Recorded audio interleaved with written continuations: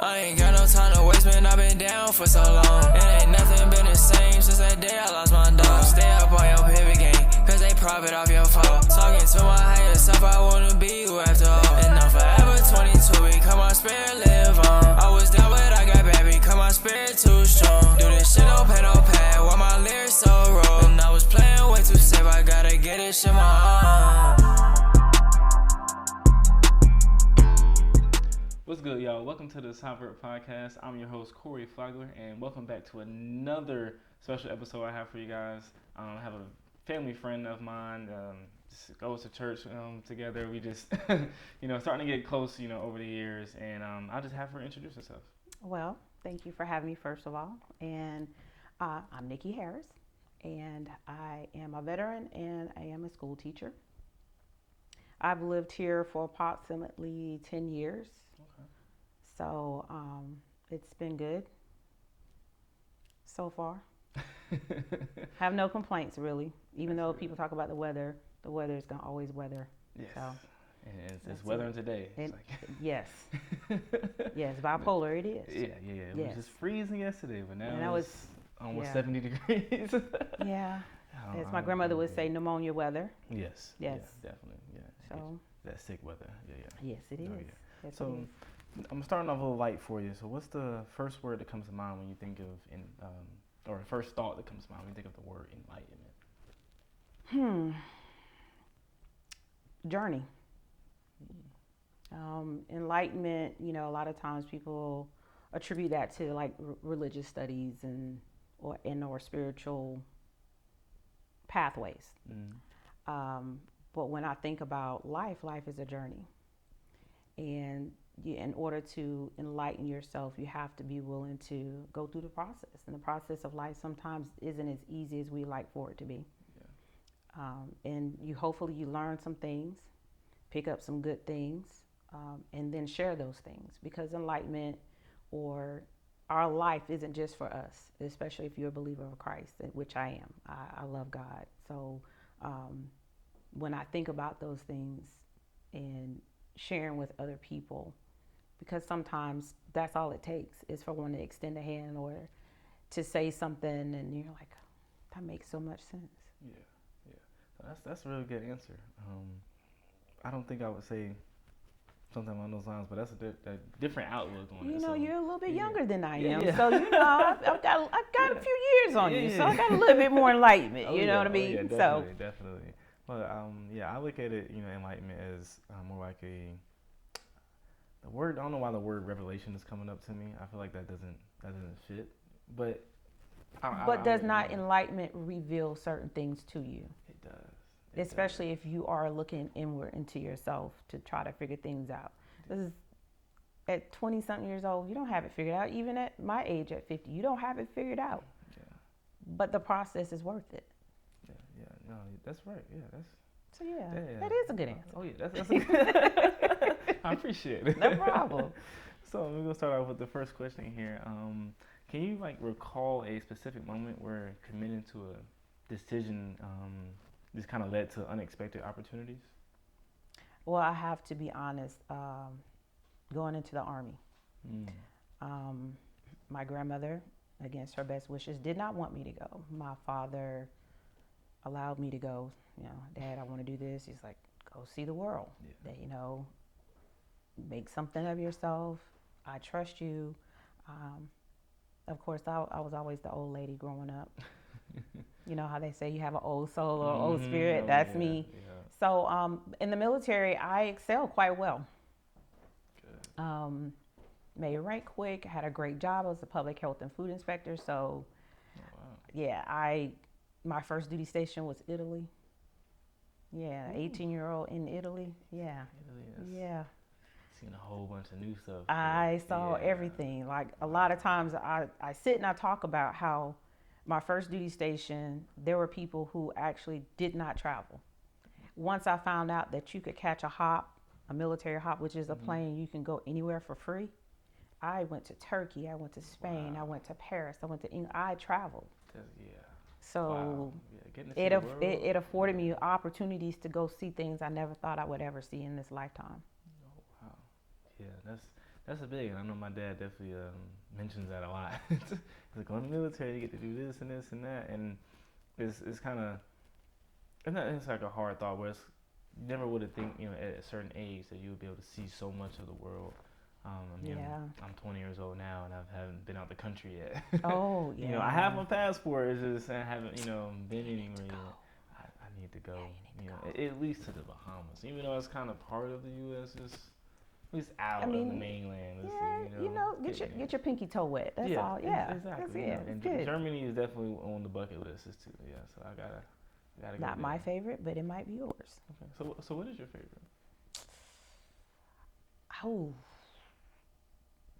that's a little tough. I loved Italy, the country, up and down, travel up and down. But Egypt. Egypt probably is my heart. Yeah. We got to travel the Nile. I actually was stationed by the Red Sea, so my back door was where the Red Sea was.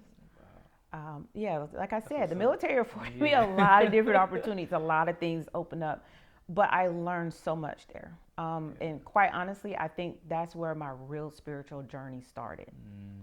Got you. So, how was Egypt? Is this being there? Was it as like it is in the movies, or is it? No, I think a lot of people have misconceptions about Africa in general.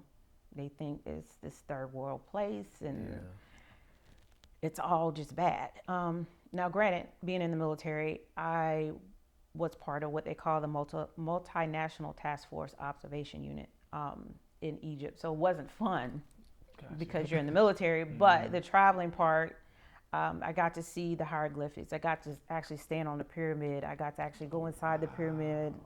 I got to go to the Valley of the Kings. I got to go to Alexandria.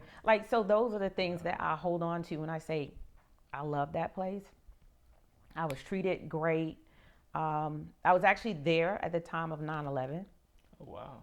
So those people in that area were so generous. They were very concerned. Do you have family? Is everything good? Yeah. I don't have anything negative to say about it.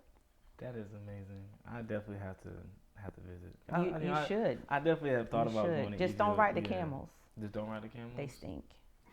Is that the only reason? Just because they stink, and you can't get it out. Like if you go on a tour and they try to typically leave it for almost last. You don't get rid of it. Oh man. Yeah. I think and camels. I don't know. Do they move fast? Oh yes, they can. They can get up. They can move. Okay. Yeah. Don't underestimate them. Got you. Yeah. All right. Well, I'll keep that in mind because absolutely. I'm gonna start writing down on the list. I have a few locations on the list. A few locations, absolutely. No, Egypt is definitely you won't regret it, I promise. Okay, I appreciate it. And so, the next question I have for you is: in what ways has embracing situations with no turning back enhance your ability to adapt and learn and grow? If I look over my childhood, it was not the easiest.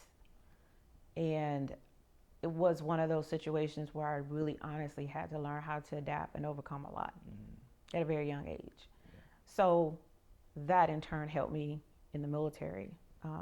Being deployed, my first deployment was Bosnia. Oh, wow. And I was young. I was in my 20s. So it was like all of a sudden you're being thrown in this place and you're like, okay, this is what you signed up for. But then when it actually happens, you're kind of like, ooh. Yeah, you got a little nerves. And So throughout life, I feel like you kind of learn how to, well, at least I did, how to overcome some things. And then there's some things there's no need to look back because once you overcome it, you don't return to it. Right. You just kind of keep going forward. I don't regret being in the military. One of the best things I've done for myself. And then after 13 years, I retired because I was always gone and I never saw my children. Oh. So a lot of people go, well, why didn't you just stay in the full 20? Because I was never home. Yeah. And I miss first steps. I miss first words. Oh, you can't get that back, right? Oh. So you have to move forward because you can't drive your car looking in the rearview mirror. they made the windshield bigger. It's okay to look every once in a while because you Mm-hmm. kind of need to know where you've come from to kind of appreciate where you're going and where you are. Yeah.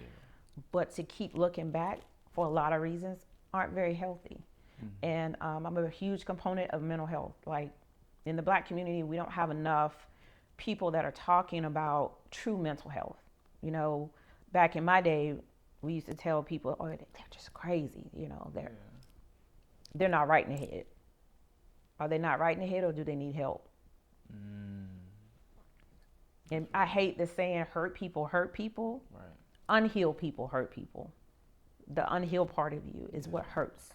Yeah. So, but you don't understand it if you don't get help to get back to the point where you understand I'm not who they say I am. I'm who I say I am, and what God has told me that I'm to be. Yeah, that's real. You said a lot of good good points in there. Yeah, I'm trying to pull, a It's good okay. piece. Yeah. So I do have a curious question. I Yes. don't have it written down, but being in the military and like you learned a lot, you've seen a lot, and there was a lot of moments where it was like obviously there's no going back. Yeah, you look back, but it's all about moving forward.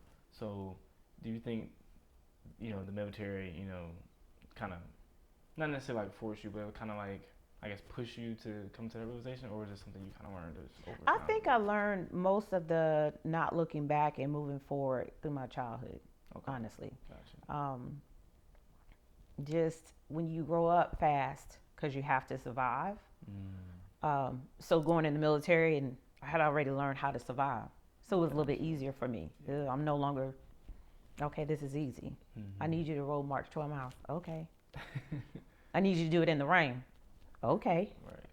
So, and then that just kind of fortified everything, kind of brought it all together. Gotcha. Okay, being in the military, you take orders, you give orders, you go here, you do this. Some things are easy, some things aren't. You deal with it in the moment.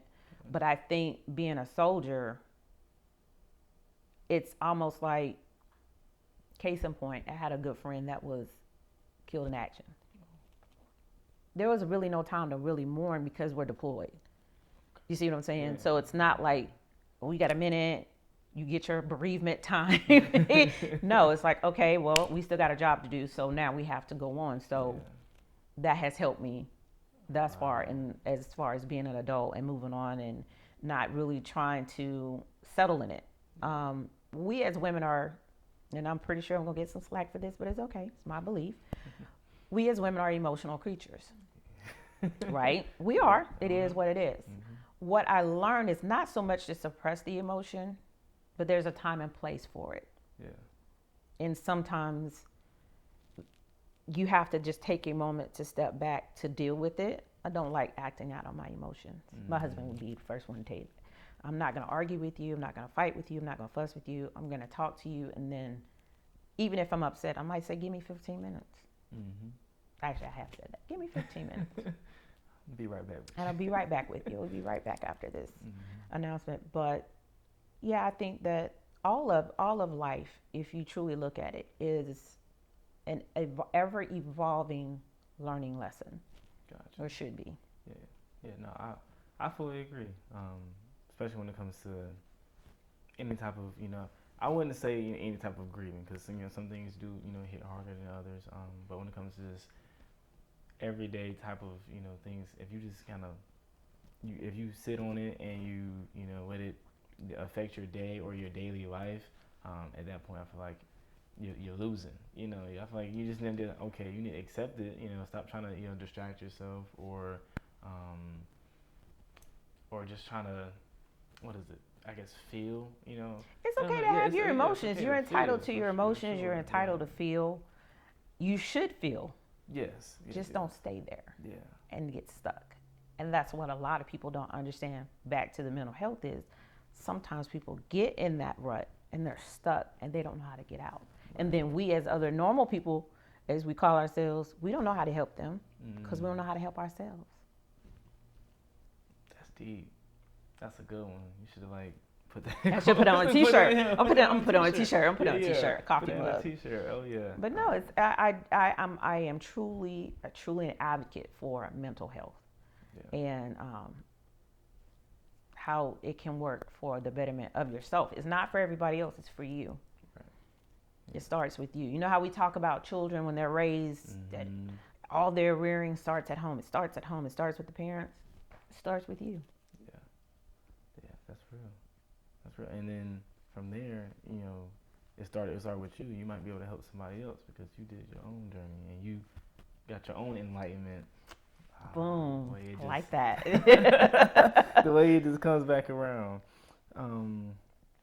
So what do you know? Well, let me see if I can work this right. Like, what can others learn about like seeing a goal and then taking the steps necessary to do it based upon your experiences? Okay, so I'm gonna give credit to my girlfriend. One year, she made me do a vision board. I'm like, a vision board? Like, seriously, you're gonna do a vision board? I said, okay, we're gonna do a vision board. However, it was a visual aid for me to see where I wanted to go, where I was, where I wanted to go. What are the steps to get there? And I was just like, okay, I like this. So you write down your goals, kind of like a little grocery list. What do you want to accomplish? I don't believe in New Year's resolution. I do not. New Year doesn't mean anything. Yeah. What do you want to accomplish in your life? What do you want to be in 2 years? What do you want to be in 5 years? Okay, are those things obtainable? And if they're not, what do you do to make sure that it happens? And so I'm one of those people, I don't believe in half full or half empty glasses. My glass overflows every single day. Every day. It overflows. It doesn't matter what the outside looks like. It still overflows. That's good. Yeah. So that's been my, as they say, my mantra or my attitude. And I tell my husband all the time, we're wealthy. Now, a lot of people think when you say wealthy, oh, you got all this money. You got Right. Wealthy beyond measure. It's not about the money in that sense. No, it's not. It's not. So, when people talk about, I want to do this, how are you going to do it? What steps are you going to do to make sure it happens? Right. Okay, do your checklist. What do you have to do first, second, third, fourth, 10 to get to that point? And I feel like a lot of times we have it in our head. It sounds good. Put it on paper. I tell people all the time, even if you're having an emotional, distressful time, let's say you and I get into a disagreement and we left, both of us are mad, but we don't know how to talk to each other. Put it on paper. Write it down. Yep. I've written letters to many people and they've never gotten them. Oh, wow. That's deep. Yeah, I never thought of it like that. Wow. Really? Yeah, that's good. It gets it out. Yeah, it does. It's not bottled in. Yeah. It gets it out. And you can decide, do I want to give this to this person or is it even worth it? Because now that I've gotten it out, and you might have time to kind of think about the situation. Was it even worth arguing about? Was it even worth, Exactly, yeah, because writing it down really helps you, at least for me sometimes, really both when it comes to talking and writing it down, it helps you kind of organize your thoughts a little bit. When you go and do something, you're like, all right, let me start writing it down, and you realize, that was kind of stupid, or, I could have said this or whatever, but it's not like, I could have, you should have, would have. It's more like, instead, this is what I'm writing and this is how I feel, really. Especially things that you didn't know that you felt. You can kind of helps put things in perspective, and then it kind of helps you adjust your tone. Because when you're that tone is not where that inflection in that voice is not okay. Because I know me, I will stop listening to you the minute I hear that inflection. So it kind of gives you a tone. Oh yeah, that's real. Yeah, I feel like I need to start writing my stuff down. I've been trying. I don't know. Apple just came out with a new journal app. See? And it's really good though. I don't know why. It's kind of scary because it's like, oh, you did a night trip to so and so. Would you like to write about your? I'm like, oh well, sure. Yeah. Right. And it kind of reminds me that I should write about what I did or where I was, or the certain picture. You took this picture. Would you like to write about that moment or whatever? And it's just kind of helping me not just go through life and just keep it in my head. It's more like I can put it out, and just even texting, because that's it's all digital world yeah, nowadays. that's it. So that's where text we it out are. or whatever, and I'm able to put it here, and I can see it. I can go back to it. I mean, it's locked, but it's even the same way. How do you know it's not therapeutic? That's true. I'm giving you some nuggets today. Yeah, you are. Yeah. You're making me think yeah, today. yeah. Sometimes. You sure you're not the host? No, sir. I'm sorry. My bad. But no, seriously, it could be therapeutic. That's another recommendation that I give people is start writing. Mm-hmm. Just start. It doesn't. Even if you just write down a sentence. Yeah. And do I statements, because it's about you. It's your journey. It's your enlightenment period. Yeah.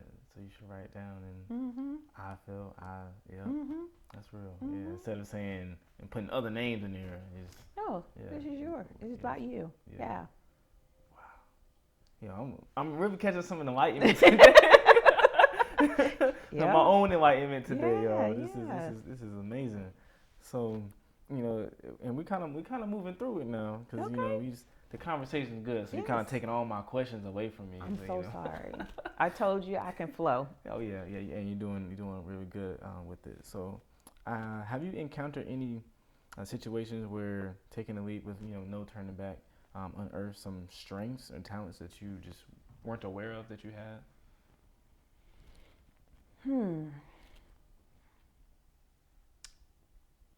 That's a good question. I'm going to have to admit that getting remarried to my current husband, being hurt, coming from an abusive marriage, coming from the ugliness of the death of a marriage. Yeah. I just told God right before I met him, it's like, I'm good. I'm good over here. We can just ride into the sunset by ourselves. We're good. And God laughed at me and had other thoughts. I didn't know that I would be emotionally available for another man. Yes, I had healed from a lot of different things. I have gone through the process. I have gone through the therapy. I've done what I needed to do for myself. But I just didn't know if I had it in me. I've always known that I was a wife. I know that's probably going to be one of those statements a lot of women cringe at. But for me, this is me, I've always known that I was a wife. And with my experiences, I was just like, I don't know if I really am going to be able to be a good wife to another man. But he brings out the best in me.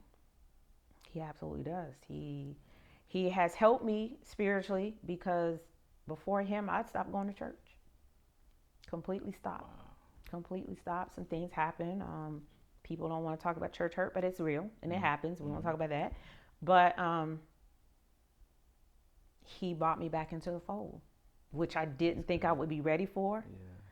I'm like, okay, I love God. Yes, I have a relationship with God. But I don't know about his people. Went into the church, but when we talked about it, he was like, give it a chance, give it a try. And so as these things started to unfold, I realized that I am a good wife. I realized that I can be his best friend, and that we could have disagreements and it not be explosive, and that I can love God in my own best way possible, and there's no jealousy there with the other person.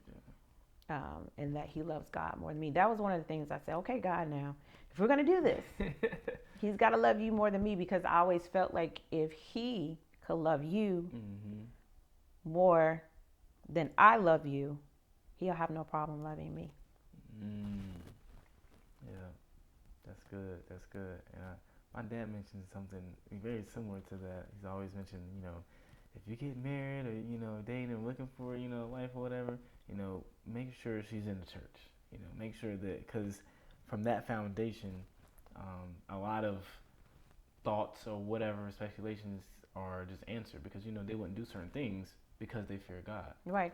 They're not going to cheat because they fear. They're not going to do there's certain things that can just be taken care of that you don't have no thoughts, because they love and fear God more than And I was like, that's good. Like, Yeah, that's now, good. yeah, I was Yeah. like, that's good. So And I now I'm mean, waiting. I'm not necessarily waiting, but I'm more like, that's a standard. That's one of those standards. I was like, okay, gotta have that's one of them. standards. Gotta have them. standards. It's Oh a yeah, must. yeah. Yeah, it's a And must. they don't necessarily change, but it's just you meet different people and it kind of just like, all right now. You go question mark, question mark, question mark. He's like, okay, this person, this next person about to, they better be perfect, but no, definitely I think that was like one of the best advice my dad has given me when it comes to relationships. I think that was a really good one.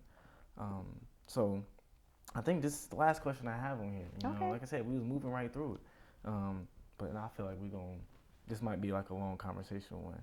So how do you maintain optimistic and a growth-oriented mindset when faced with challenges after committing to a path that really offers no return, or it kind of seems like it doesn't offer a return?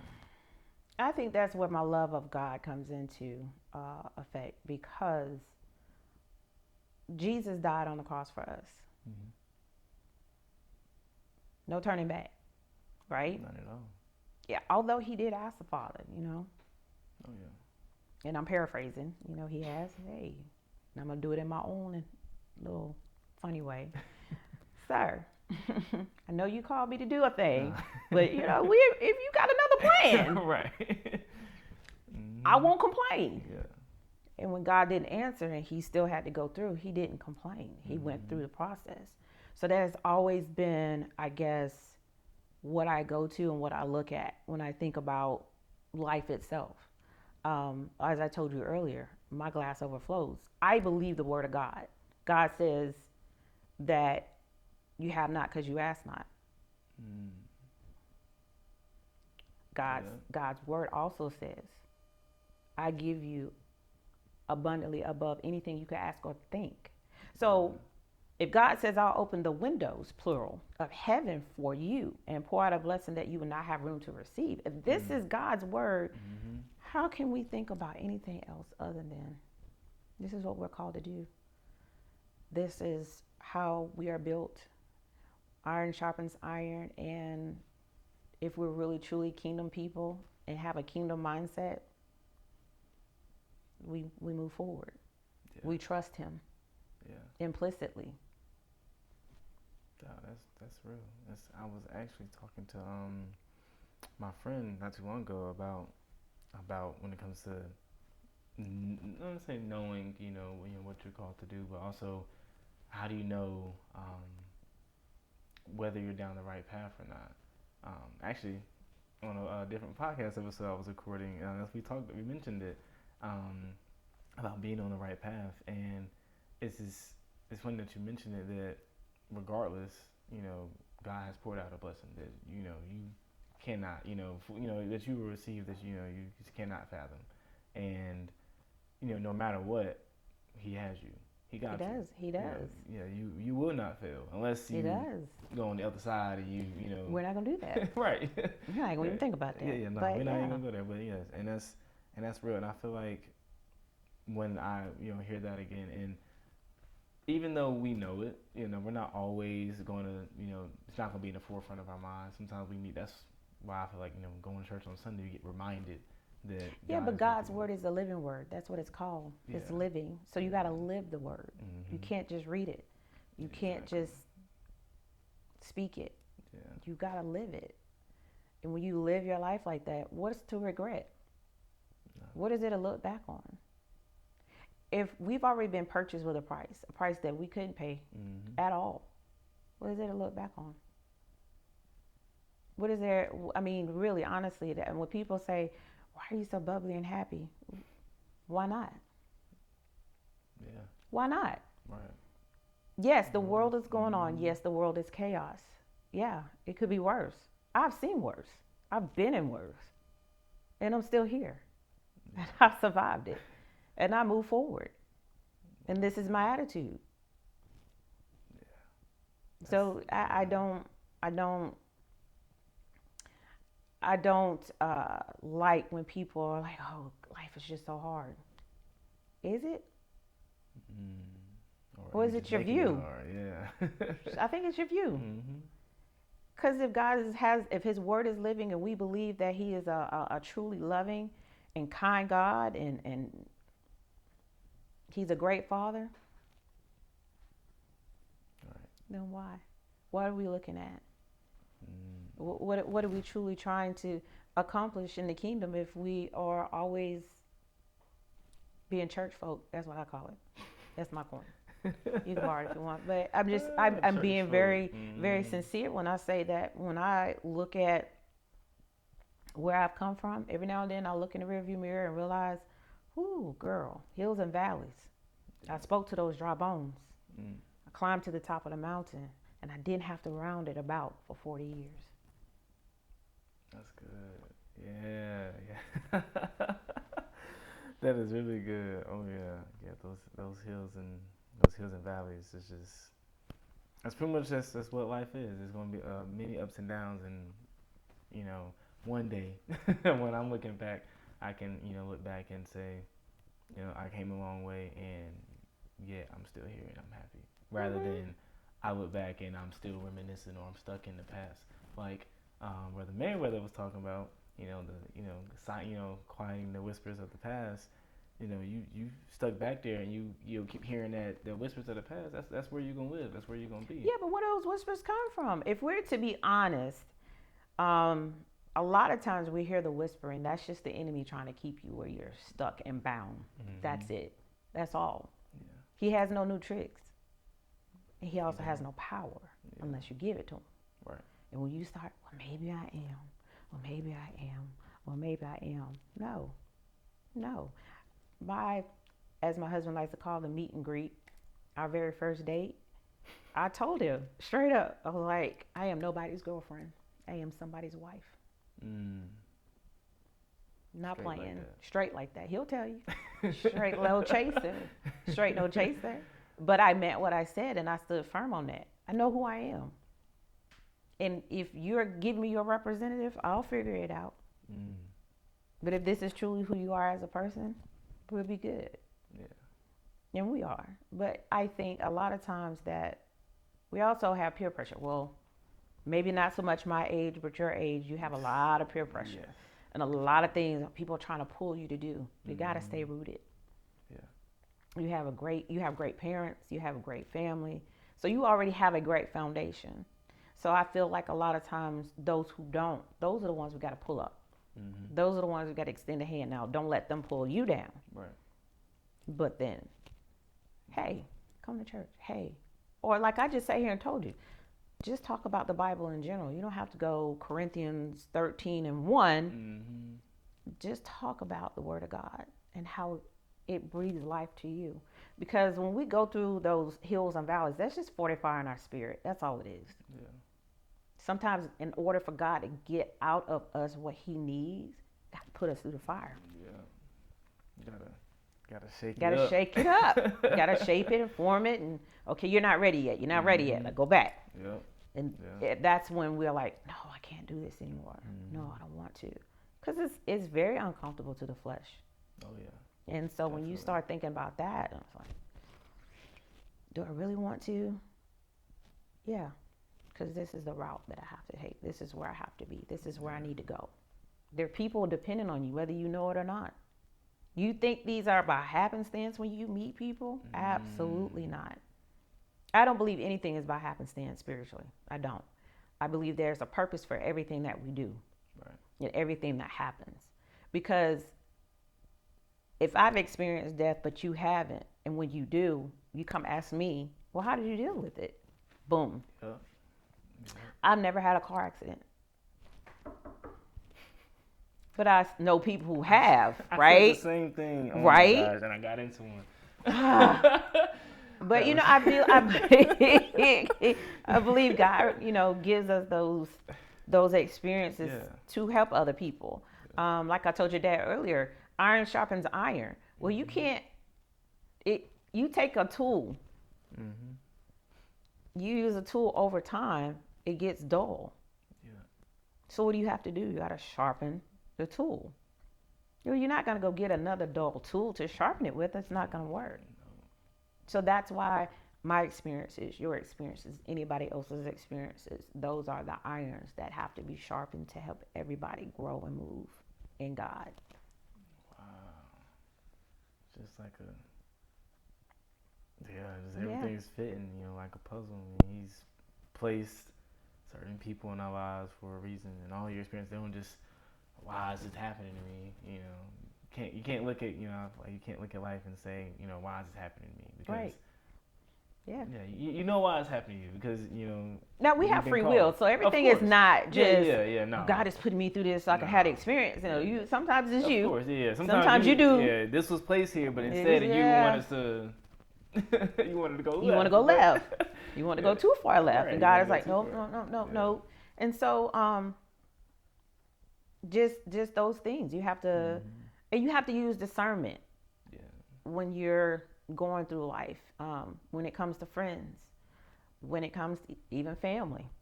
I'm a huge component. Probably gonna get some lip for this, Family, but even family can bring you down sometimes, and you just gotta be like, I can't. Yeah. I'm not willing to sacrifice this part of me to fit your agenda, and so you have to use discernment when it comes to those things and figure out, is this person in my life really honestly to help sharpen me, fortify my spirit, or are they in my life because the enemy sent them?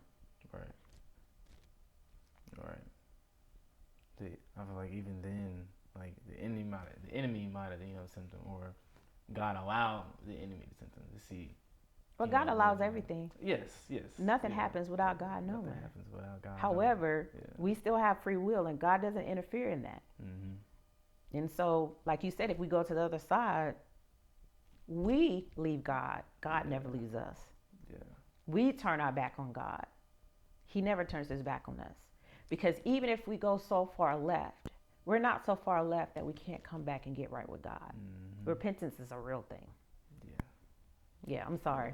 Yeah, no. Talking Bible today. It's all good. But this is really who I good. am. Like, this is really honestly who I am. Yeah, no, and it's real. And I feel like even then, those who, don't believe, they can still learn. They can still learn, and it applies to everything. It does. So. Life is so multifaceted that when you look at it, it's kind of like, oh, I didn't notice that angle. Oh, and then there's that angle, and then. Oh, that over there, and then you don't realize like it all kind of just fits in this nice little puzzle piece, and you're like, right, that seemed a little too good to be true. How that work? Just like I was, it's funny, I was talking to my dad. I was like, it's somehow every time, like me and my dad, we talk about something, and then it comes up in the sermon. You're like, how in the world did he don't be living with us? How is he talking about the same thing we were just talking about? Or how is this applying to my life that just happened yesterday, or it just happened, last week, before last Sunday, and you're just like, this, how, right? That's God. There's no other way to, explain it. It's going to apply to you. I was talking to my friend Rick, and he was just saying, I get that I can get this, the sermon right then. He said the first word, first lesson, boom, good. I was like, but nah, you need the rest of that too. There's a lot of more, that he's going to say that you can keep pulling from. Now, other people, they can get theirs too. But when you right there and you listen to the sermon, don't worry about the rest of them. It's just about you. It's you and him right there, and you listening, and you really listen. You don't just listen with your ears, listen with your spirit. And I was like, now that's good right there. Listen with your spirit. I like that. Oh yeah, and I've tried like over the last 3 weeks, or I'll say about a month, I've learned to like turn my brain off. My brain is always just moving. So I've learned that I was like, why am I not like feeling, when I'm listening to her, why am I not feeling, the way I feel like I should? I feel like I'm missing something. I feel like, just a slight little bit, like there's something that I need more of when I'm listening to the sermon. And I don't know what it was, but something clicked one Sunday, and I was like, I am so attentive during the sermon. I don't know what it was. I just felt like even my phone was going off, had no urge to touch it. And I was there, and I felt like I was in I want to call it like a trance, but it kind of felt like, and it's, some point, the people to be shouting and they're in church and clapping and stuff like that. People looking like, oh, they crazy. Like, no, but they feeling the Holy Spirit. Mm-hmm. And I've I felt like I'm starting to feel that, mind you, I haven't got up and started clapping or anything, which, maybe I'll get there one day. You'll get there. You'll get there. Maybe I'll get there, but I feel like that was just like a slight like enlightenment, over time, that even though I remember saying like a long time ago that I didn't necessarily believe in God, but yet I still stayed going to church. Every week I was still going, and then now here I am. I feel like that's like because I've been going so long, and just because I said I didn't believe, don't mean I just stopped going. I didn't choose to just boom. Then I was like, you know what, I'm gonna try. I'm gonna keep going. I'm gonna get something out of it. And I just started, getting more out of the lesson. I started to learn more. I started talking about it more. Your spirit grew. And Your spirit grew. It did. Yeah. And I feel a lot better than since back then. Yep. Oh yeah. Gotta do it. God will do it. Won't he do it? Yes, he Won't will. he do it? No, I really do believe that a lot of times we as the middle age and older people forget the younger people. Mm-hmm. Sometimes you need a little bit more. Like I said, my spiritual journey really honestly didn't start. I've always known about God. I've always loved God. Even growing up in the childhood that I have, it was very rough. I knew that I was protected because of so much stuff. Other things could have happened. Yeah. As they say, go far left, but it didn't. And so for that, when I look back in my rearview mirror, I'm like, oh my God, he kept me here. He kept me here. He kept me here. Yeah. So it was like, okay. I actually, I had a chaplain ask me, he goes, why don't you attend church? And at that point, I was just like, what do I need church for? God is always with me. You know what his words say? Mm-hmm. He's like, but you still need fellowship. I'm like, okay, well, maybe you're right about that. I don't know what to do about that right now. And he just kind of like, but I see you praying. And I think it's a misconception that just because people don't go to church, they don't love God or don't believe in God. Right. But we got to get back to getting people to come together, and we got to get to younger people, because you guys are the ones that are going to replace us. Yeah. And the faith can't die. Yeah. You're right about that. And I've seen, especially like my age, I've seen a lot that's just on my phone and just even around, life. It's just, I feel like there's a lot of young people that's not there, and they're just more like, nah, I don't, and it's not like they're even trying to learn. It's like they have their mindset that they're not gonna believe in God, and there's no really talking to them. And I don't want to sit there and like try to force nothing on them, but I just kind of. But you live your life. Yeah, you live your life as the beacon of hope. You live your life as the representative of God. As I'm not gonna say representative because that sounds a little bad. Yeah. Not representative. Yeah, because you press the one, talk to representative, you never get the representative. Representative, you never get it. Representative.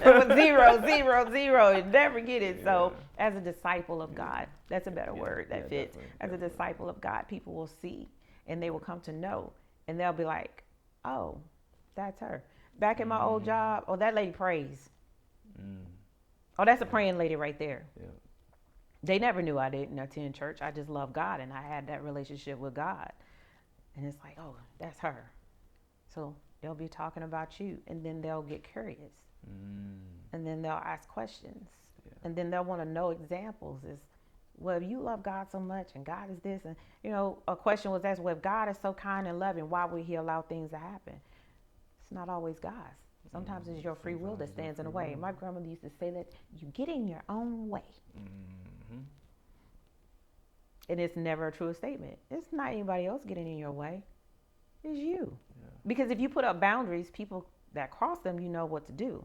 But if you have no boundaries, people don't do what they do. People will people. Yeah. So then you have to learn, I got to have boundaries. And they have to learn what your boundaries are. Right. And so you go through life, you're like, okay, it's not working. But people will see it. People will see you. They will see the God in you. They will see the light and the hope. And that's what you have to continue to do. Because you don't know who's watching. Yeah, that's real. I appreciate that. No problem. So I got officially last question this time. Okay, no problem. So to those, listening, those viewing, I guess for me, since me, I'm a 20, so I guess I would say like age range of 18 to like 24. What advice could you give them when it comes to taking those big steps, taking those leaps into them trying to find themselves? Either they're going to military school, a certain job. What advice would you give them? Get to know you. Mm. Who you are, inside and out, the good, the bad, the ugly. Get to know you, your desires, what you want, where you want to go, what do you want to be. We don't always have the answers. And give yourself grace when you make the mistake and when you fall. Give yourself space. Stop looking at social media to think that's where your happiness is. I don't believe in happiness. I believe in joy. Joy is everlasting. Happiness is temporary and man-made. I don't believe in that. I like that. Yeah, I don't believe in that. That's good. That makes me think of the movie Inside Out. Never Joy seen it. You ever seen it? Never seen it. Oh. Yeah, do it. You gonna take my black card? I would take. I would say this is a Disney movie, so I don't want to take the black card, but okay. take, I had to check because I said I never saw I'm gonna get you sucker, and everybody's like, what? Oh man, That's the black card being I think I just watched that not too recently. See, but you're I'm young, one up on though. me. I'm young though, so I should have seen it a long time ago. But no, I really would say, and then stay true to yourself. Whatever I'm going to use you as an example. You love God. You believe in God. It doesn't matter if people around you, your age, don't. Mm-hmm. You might be that one person that helps them. Mm-hmm. You might be the one example that they can see physically that God is real. So stay true to yourself. Stay true to your beliefs and your morals. Yeah. Do not allow anybody to sway you one way or another. Gotcha. I like that. I appreciate it. No problem. I appreciate you coming on the show. Thank you for having Our conversation was very enlightening. There you go. I definitely learned a lot. I hope you learned something as well. I did. Okay, thank you very much. I appreciate it. Yeah, no problem. I hope you guys enjoyed this episode, and I'll see y'all next time. Peace.